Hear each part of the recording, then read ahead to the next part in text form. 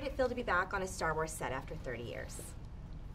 You know, it might have felt silly to be going back and playing a character that you played 40 years ago, but it didn't. And it didn't because there was a clear job to be done. There was an extension of the character that I thought was interesting and would take the audience to a new place.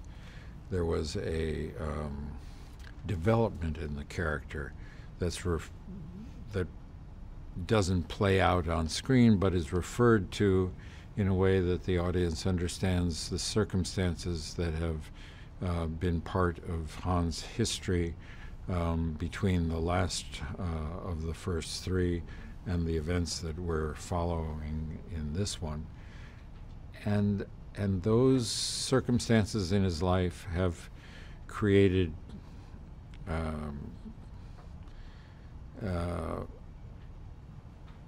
changes which are going to motivate him in different ways than we might expect. So the character has some surprise to him at this point.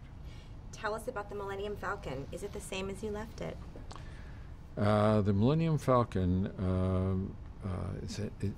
it's funny because the set had actually been dismantled after the first film. It had not been predicted that the film would be such a success as it was, and so that they had to recreate it from pictures, and they did a beautiful job of rebuilding it, and it was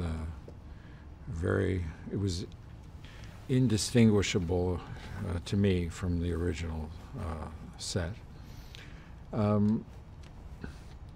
So it was nice to be back. This is the first time you've worked with J.J. Abrams as a director. What is his style, and what does he bring to the filmmaking process? His style is, intense preparation, great enthusiasm, willingness, and it gives himself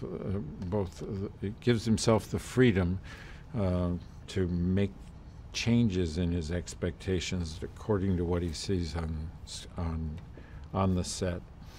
He's collaborative. He is altogether a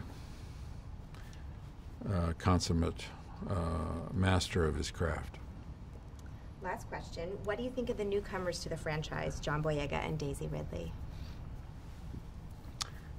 I think the choices that were made to cast these parts are wonderful choices. Daisy and John are wonderful in their parts. They're very interesting people, both of them, and I think they're going to have an unbelievable future.